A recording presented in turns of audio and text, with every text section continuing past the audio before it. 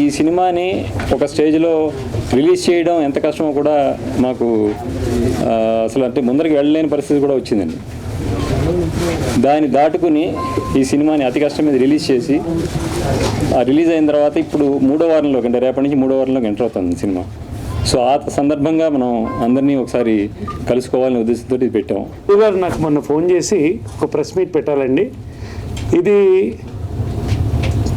Success press meet అని పెడదామా, thanks press meet అని పెడదామని అడిగారు నన్ను. నేను రెండు పెట్టాను అన్న, ఎందుకంటే ఒక సోకాల్డ్ చిన్న సినిమా ఖచ్చితంగా నేను మిమ్మల్ని డిసప్పాయింట్ చేయనండి, అద్భుతమైన రోల్, నాకు హ్యాపీ, కానీ ఈ సినిమా ప్రజల్లోకి వెళ్ళాలి, ఇది మీరు తీసుకెళ్ళగలరని నేను అడిగాను. ఆయన ఆ రోజు అదే కాన్ఫిడెన్స్తో చెప్పారు. సినిమా అంత అందంగా వచ్చింది,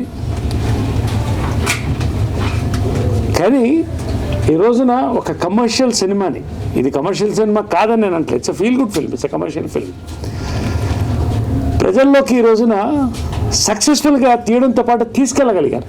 ఈ రోజున ఇది సక్సెస్ మీట్ని ఎందుకు చెప్పాలంటే, ఒక డిఫరెంట్ ఫార్మాట్లో ఉన్నటువంటి ఒక ఫిల్మ్ని తీసి అంతర్జాతీయ అవార్డుతో international film award, Jakarta film festival award అనేది ప్రపంచంలో ఉన్న festivals one of the best festivals, దాంట్లో దీన్ని ప్రొజెక్ట్ చేయగలిగి ఏ ఇన్ఫ్లుయెన్స్ అక్కడ చేయలేము మనం, అక్కడ దీనికి ఒక platinum award in feature film category రావడమే ఈ సినిమా సక్సెస్కి స్టార్ట్.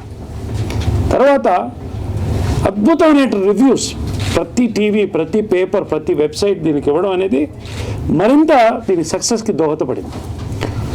మూడోది, ఈ రోజున కొన్ని సెంటర్స్ రిలీజ్ చేసాం, అమెరికాలో కూడా ఈ సినిమా రిలీజ్ అయింది, 9 సెంటర్స్ రిలీజ్ అయింది, కొంత పబ్లిసిటీ తక్కువ ఉన్నప్పటికీ.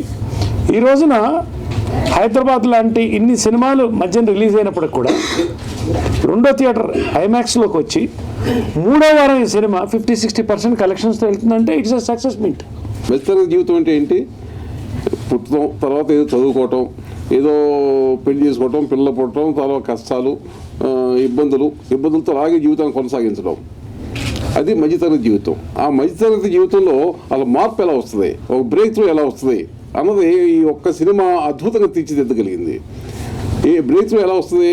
ఎవరైనా సరే మధ్యతరగతి చెందిన వాళ్ళు ఒక లక్ష్యాన్ని ఎంచుకొని ఆ లక్ష్యం వైపు కనుక తమ శక్తి సామర్థ్యాలన్నింటినీ వినియోగించి పైకెళ్తాకి అవకాశం కలిగించేది ఆ లక్ష్యాన్ని సూచిస్తుంది. ప్రతి ఒక్కరికి కూడా వాళ్ళ మనం చూస్తాం, సానియా మిర్జా కానీ, గోపీచంద్ కానీ, లేక సత్యానాథేళ్ళు కానీ, ఇన్ఫోసిస్ నారాయణమూర్తి కానీ, వీళ్ళంతా కూడా చాలా మధ్యతరగతి కుటుంబాల నుంచి వచ్చిన వాళ్ళు. వాళ్ళంతా కూడా ఒక అద్భుతమైన లక్ష్యాన్ని ఎంచుకొని జీవితంలో ముందుకు సాగి ఒక అద్భుతమైన జీవితాన్ని అందుకోగలిగారు. అలాగే లక్ష్యాన్ని ఉన్నప్పుడు మాత్రమే మీరు అద్భుతమైన జీవితాన్ని అందుకోగలరు. లక్ష్యం లేకపోతే మీకు శక్తి సామర్థ్యాలన్నీ కూడా వృధా అయిపోతాయి, మామూలు సాధారణ జీవితానికి స్థిరపడిపోతారు అన్న భావాన్ని చాలా శక్తివంతంగా తెలియజేసిన సినిమా ఇది. ఇలాంటి పరంపర లాంటి సినిమాలు ఎప్పుడో కానీ రావు, ఇవి కొన్ని మైలురాళ్ళు లాంటివి. నాకు వ్యక్తిగతంగా ఇలాంటి సినిమాలే చాలా ఇష్టం, కానీ ఎంతమంది తీయగలరు? మధు మహంకాళి గారు కొన్ని డాక్యుమెంటరీలు అవి తీసిన తర్వాత ఒక దృక్పథం ఏర్పరచుకొని ఒక మంచి సినిమా, అంటే ఉత్తమమైన అభిరుచితో వ్యాపారాత్మకమైనటువంటి సందేశాలు అవి లేకుండా సినిమా తీసి చూపిద్దామన్న ఉద్దేశంతో ఆయన డ్రీమ్ ప్రాజెక్ట్ అని అప్పట్లో ఆయన అన్నారు. దాన్ని ఆయన ఎప్పటి నుంచో తీయాలనుకుని మొత్తానికి ఈ సినిమా తీశారు. తీసినప్పుడు బడ్జెట్ సినిమాలాగా అనిపించలేదు.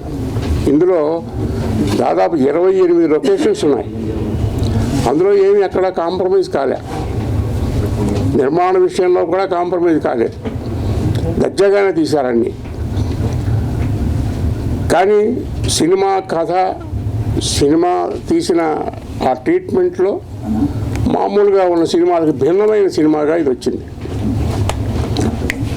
ఈ సినిమాలకి ఇవాళ ఆదరణ తక్కువ, మనం కమర్షియల్గా ఆలోచించడానికి వీల్లేని సినిమాలు అవి.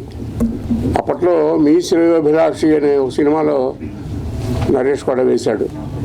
అప్పుడు చేసినప్పుడు కూడా అది నాన్ కమర్షియల్ బేసిస్లో తీసిన సినిమాయే, కానీ దానికి పేరు వచ్చింది, బాగుందన్నారు, దీనికి పేరు వచ్చింది, బాగుందన్నారు, అంతవరకే వస్తుంది. కానీ ధనార్జనకి ఈ సినిమాలు పనికిరావు. ఒకటే విషయం రావికొండలరావు గారు చెప్పినప్పుడు మధు బాంకాళి గారు, రూపాదేవి గారు సాహసం చేశారు అన్నారు. నిజమే, ఇది సాహసమే. మేము ఎన్నో ఏళ్ళుగా పరిశ్రమలో ఉండి కూడా ఎన్నోసార్లు తీద్దామా వద్దా ఇలాంటి సినిమా అనుకుని మళ్ళీ ధైర్యం చేసి సాహసం చేసి ఈ సినిమా తీసామండి. సాహసం చేసి ఒక బంగీ జంపింగ్ అలాంటివి చేస్తున్నప్పుడు ఒక ఎగ్జైట్మెంట్ ఉంటుంది, ఉత్సాహం ఉంటుంది, ఏమి అవ్వదు అని ఒక ధైర్యం ఉంటుంది. అలా మేము పైనుంచి జంప్ చేసాము, కింద పడతాము, ఏం చేస్తాము మాకు ఇంకా తెలియదు. కాకపోతే ఒక మంచి సినిమా తీసాం అన్న తృప్తి చాలా మాకుంది. ఇంకొకటి నేను నోటీస్ చేసింది ఏంటంటే చాలామంది దీన్ని చూసిన వాళ్ళు చాలా మెచ్చుకుంటున్నారు. వాళ్ళందరిలో కూడా కళాకారులు, డైరెక్టర్స్, కొంతమందిలో మనం కూడా ఇలాంటి సినిమా తీస్తే ఎలా ఉంటుంది, నాకు చాలామంది మిత్రులు ఫోన్ చేసి మీకు ఎంత బడ్జెట్ అయింది, ఇది ఎలా తీశారు, ఎలా వర్కౌట్ అవుతుంది అంటే మేము అట్లీస్ట్ ఒక ఉత్సాహాన్ని, ఒక ప్రశ్నని రేకెత్తించాం. అది చాలా మంచిది. మేము దీనివల్ల ఎప్పుడు అసలు నెగిటివ్గా ఆలోచించట్లేదండి. ఎందుకంటే మాకు జనం మధుని మెచ్చుకుంటున్నప్పుడు, ప్రేస్ చేసినప్పుడు కరెక్ట్గా ఏ సీన్లో ఈ సీన్ ఇలా పండింది, నరేష్ గారి ఎక్స్ప్రెషన్ ఇలా ఉంది, రావికొండలరావు గారు ఇలా నడిచానని చెప్తున్నప్పుడు అదే మా సక్సెస్గా మేము భావిస్తున్నాం. తప్పకుండా ఇది మాకు సక్సెస్ అని మేము అనుకున్నాం. దీనివల్ల ఎంతో కొంత పరిశ్రమలో ఒక ఆలోచన ధోరణిలో, ప్రేక్షకుల ఆలోచన ధోరణిలో కొంత మార్పు వస్తుందని నేను నమ్ముతున్నాను.